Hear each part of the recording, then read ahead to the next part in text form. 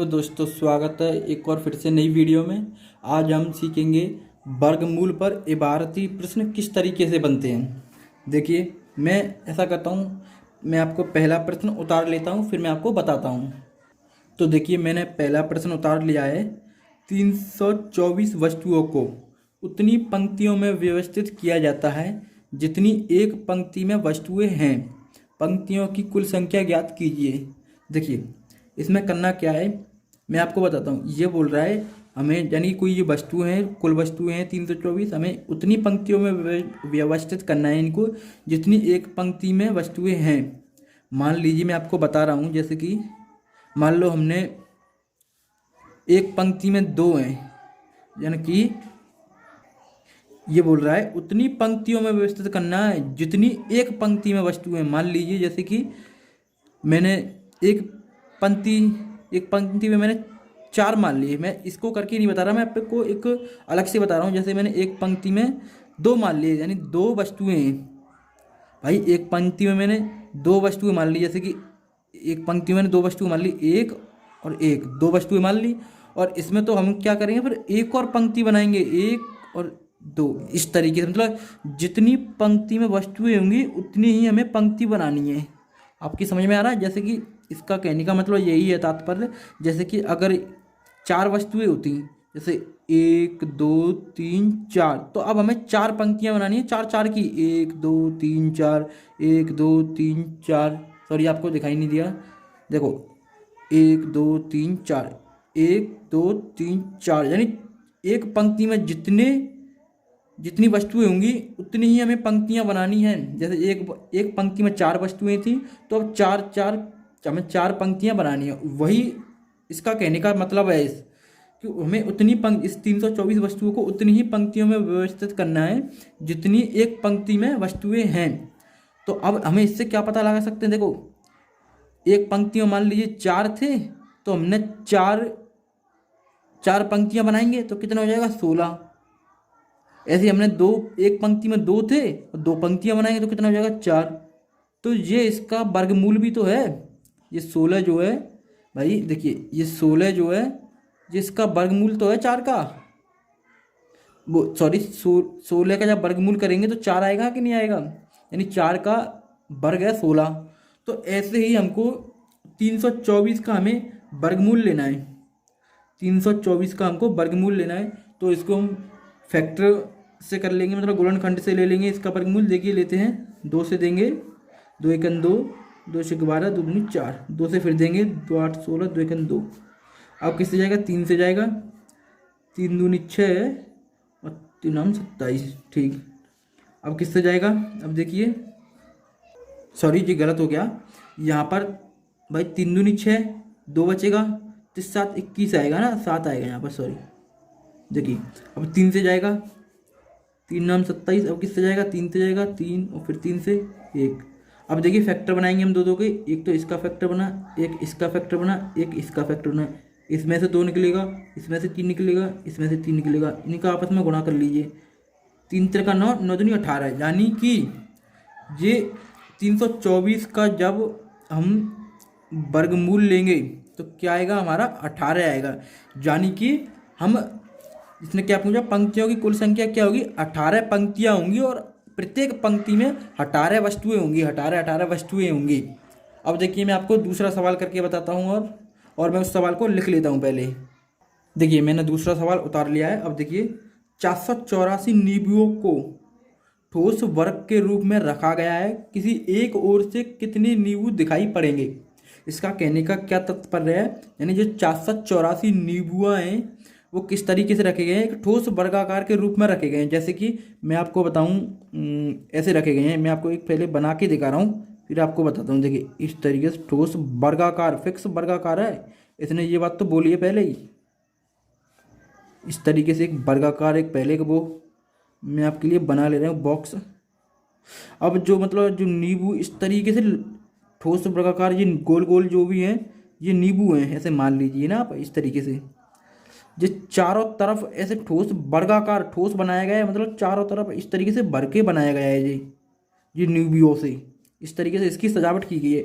तो वो बोल रहा है कि एक तरफ से यानी किसी एक ओर से कितने नींबू दिखाई पड़ेंगे। यानी मान लो अगर हम इधर की साइड से देखें तो कितने नींबू दिखाई पड़ेंगे, या इधर की साइड से देखें तो कितने नींबू दिखाई पड़ेंगे। तो क्या कैसे करेंगे, देखिए वर्गाकार है तो यानी जिसकी जितनी ऊंचाई होगी उतनी इसकी लंबाई भी होगी, है ना। यानी जितने नींबू इधर होंगे एक पंक्ति में उतने ही नींबू इधर भी होंगे। तो वही बात हुई कि नहीं हुई। हमें इसका 484 का वर्गमूल निकाल देते हैं सीधा। जो 484 है इसका हम वर्गमूल निकालेंगे तो क्या करेंगे, फैक्टर विधि से यानी गुणनखंड विधि से कर दीजिए। 2 से करेंगे 2 दूनी 4, 2 चौक 8, 2 दूनी 4, फिर 2 से करेंगे 1 2 1, कितना हो जाएगा 121। हाँ 121 में 11 से जाएगा कि नहीं जाएगा, 11 के 11, 11 के 11, फिर 11 से देंगे 11 के 11, इस तरीके से। अब देखिए इसका एक फैक्टर बना, इसका एक फैक्टर बना, यानी इसमें से 2 निकलेगा और इसमें से 11 निकलेगा। ठीक, वर्गमूल हम फैक्टर विधि से करते हैं तो 2 2 का जोड़ा बनाते हैं कि नहीं बनाते हैं, 2 2 को पेयर। अब देखिए 2 2 के जब पेयर बनाए हमने तो इसका जब गुणा करेंगे कितना आएगा 22, यानी कि 484 का जब हम वर्गमूल निकालते हैं तो कितने का है, ये 22 का है। यानी कि एक तरफ से हमें जब देखेंगे तो 22 नींबू दिखाई पड़ेंगे। अब देखिए मैं आपको तीसरा सवाल लिखकर बताता हूँ, फिर देखते हैं तीसरा सवाल कैसे करते हैं। देखिए मैंने तीसरा सवाल उतार लिया है, किस तरीके से है। एक विज्ञापन कंपनी किसी मोहल्ले के प्रत्येक मकान में, यानी हर घर में प्रत्येक मकान में उतने ही उत्पाद पेश करती है, यानी कोई वस्तु है यानी कोई चीज़ है उतने ही पेश करती है जितने उस मोहल्ले में मकान हैं। किसी गांव या मोहल्ले में जितने मकान होंगे वो उतनी ही वस्तुएं पेश करती है प्रत्येक मकान में, एक घर में।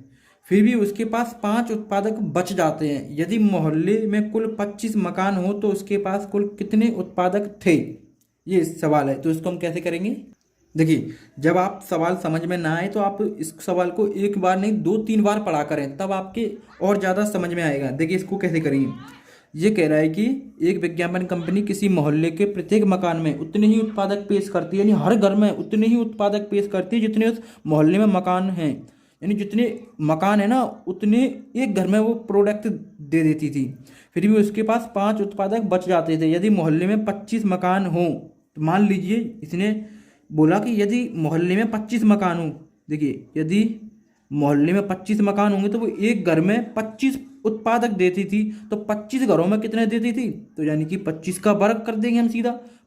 एक घर में 25 उत्पाद देती थी, एक घर में 25 उत्पाद पेश करती थी, तो 25 घरों में कितना कर देगी, तो 25 का हम वर्ग कर देंगे तो कितना आएगा, करिए 5 25 की 5, 5 दूनी 10, 10 दूनी 20 और 2 12 और 2 दूनी 4 और 1 5, जी सॉरी 2 दूनी 4 और 2 6 हो जाएगा 625। यानी कि 625 जो उत्पादक थे वो उसके बट जाते हैं, फिर भी उसके पास 5 उत्पाद बच जाते हैं। तो यानी उसके पास कुल कितने उत्पादक थे, भाई 625 तो बट ही जाएंगे। क्यों बट जाएंगे, क्योंकि 25 मकान थे, हर घर में 25 देगा तो 625 तो ये बट चुके होंगे। तो इसमें वो बोल रहा है कि उसके पास 5 उत्पादक और बच जाते हैं, तो उसके पास कुल कितने उत्पादक थे, तो 625 तो बट गएगा मोहल्ले में और 5 और बच जाते थे, तो कितने थे 630 उत्पादक थे उसके पास कुल। ये सवाल का आंसर होगा। अब देखिए मैं आपको बताता हूँ चौथा सवाल कर मैं सवाल को उतार लेता हूँ। ये देखिए मैंने चौथा सवाल उतार लिया है। एक सेना नायक अपने सैनिकों से उतनी पंक्तियां बनाता है जितने प्रत्येक पंक्ति सैनिक हो, जितने प्रति पंक्ति सैनिक हो, यानी उतनी ही पंक्तियां बनाता है, यानी कि जितने पंक्ति में सैनिक होंगे उतनी ही पंक्तियां बनाएगा। इस प्रकार उसे 4 सैनिक कम पड़ जाते हैं। ओके, हमने समझ लिया कि 4 सैनिक कम पड़ जाते हैं। यदि कुल 17 पंक्तियां बनी हों, उसने बता दिया, उसने क्या किया, उसने कुल 17 पंक्तियां बनाई वो, तो सेना नायक के पास कुल कितने सैनिक थे, मान लीजिए उसने कुल 17 पंक्तियां बनाई थी। कुल कितनी पंक्तियां बनाई थी, कुल 17 पंक्तियां बनाई, यानी उसने कुल 17 पंक्तियां बनाई।